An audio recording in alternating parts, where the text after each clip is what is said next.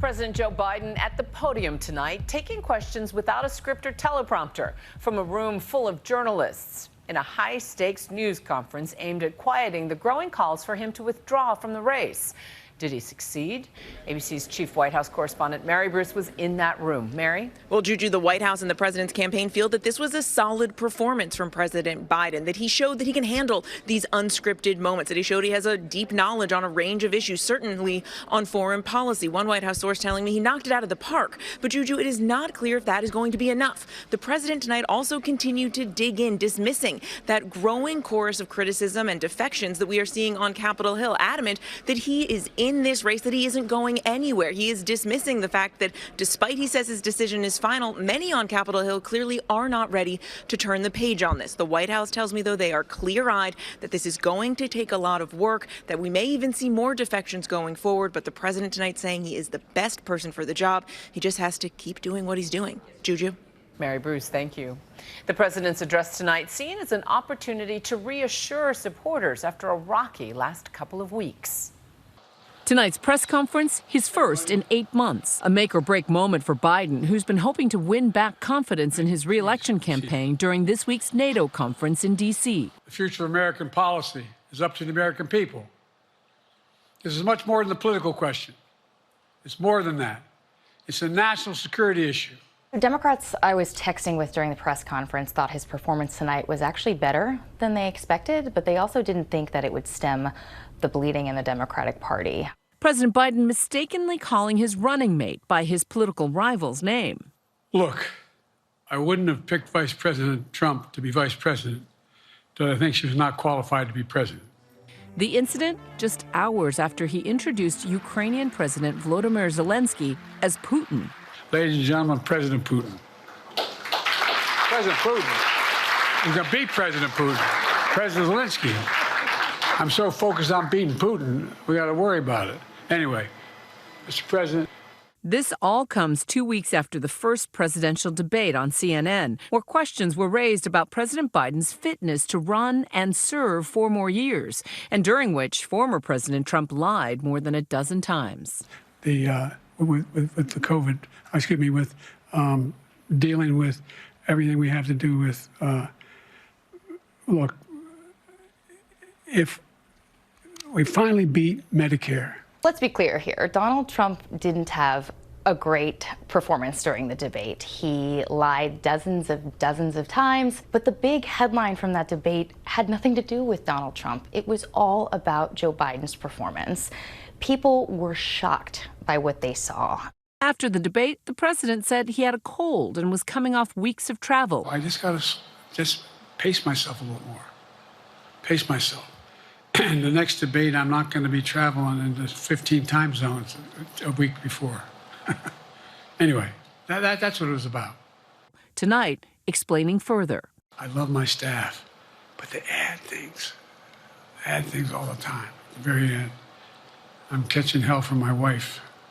Biden's self-confidence strong when ABC's George Stephanopoulos questioned him last week about his ability to run the country. He did not waver. I convinced myself of 2 things. I'm the most qualified person to beat him, and I know how to get things done. Some of his Democratic colleagues continuing to express doubt. Some of my concerns are allayed. Some others have been deepened. If things stay as they are, it's likely that Donald Trump will win the election and we'll lose the Senate and we'll lose the House. Out of the 213 Democrats in Congress, at least 16 representatives and at least 1 senator have called for him to step aside. In a new ABC News Washington Post Ipsos poll, 85% of Americans say Biden, at 81, is too old for a second term. 60% say the same thing about Trump, who's 78. And 2/3 of Americans, including a majority of his own supporters, believe Biden needs to step aside. Former Speaker Nancy Pelosi on MSNBC, a longtime supporter of the president, leaving the door open. As long as the president it's up to the president to decide if he is going to run. We're all encouraging him to make that decision because time is running short. And so with that one interview, Pelosi was able to sort of create and change the momentum we were actually seeing on Capitol Hill at a time when it looked like Joe Biden was figuring out a path to keep his position and stay in the race, she sort of upended everything. And consequently, ever since then, we've seen members start to come out and say it's time for him to go. Are you concerned whether or not he can win in November? I think he can. Do you believe he should run for re-election? I'm not speaking English to you. I'm not going to be making any statements about any of that right now in the hallway. On Wednesday, Hollywood icon and big-time Democratic fundraiser George Clooney calling on Biden to step down in an op-ed in the New York Times, writing, "But the one battle he cannot win is the fight against time. None of us can. Is it fair to point these things out? It has to be. This is about age, nothing more. We are not going to win in November with this president." So initially, people might actually roll their eyes at this op-ed, right? George Clooney coming out and doing this is actually really important for a number of reasons. Number one, he gives a lot of money to Democrats, but also Clooney has a very close relationship with Barack Obama. The two of them are very steadfast friends, and it turns out that Clooney actually reached out to Obama and told him he was going to write this op-ed. Here was Obama with an opportunity to actually stop this op-ed from going forward. He chose not to, and so that was extremely significant in terms of signaling where party leaders are right now in their thinking of Joe Biden's future. ABC News confirming Biden's own campaign team is polling Vice President Harris against Trump. The VP was at a campaign event today in North Carolina promoting her boss. The one thing we know about our president, Joe Biden, is that he is a fighter.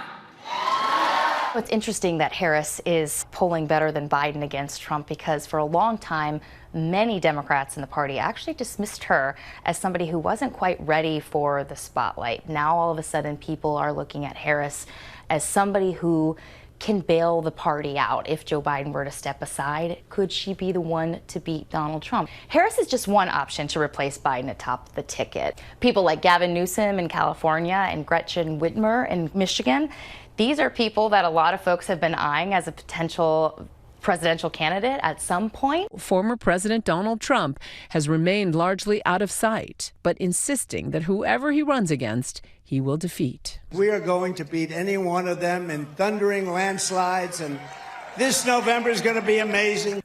Biden tonight standing firm that he is still the best candidate to face Trump. I believe I'm the best qualified to govern, and I think I'm the best qualified to win. And ABC's senior congressional correspondent Rachel Scott has been talking to lawmakers on Capitol Hill into the night. Rachel? Juju, as one Democrat put it to me tonight, this eased concerns about President Biden, but it has not erased them. I heard from a number of Democrats who said that they groaned and even cringed when the president confused his own vice president for Donald Trump. Other Democrats did note that the president appeared to look strong on the world stage tonight, talking about foreign policy and national security issues. But almost every single Democrat that I heard from says that they cannot believe that they are in this position. Just 4 months out from Election Day, the president of the United States, their Democratic nominee, on the world stage taking questions about his age and mental fitness. We know that over a dozen Democrats have already called for him to step aside. And even after this press conference, a handful more coming out calling him to step aside too. Juju. Rachel Scott, thank you. And of course, stay with ABC News as we continue to follow the latest on President Biden and the presidential race.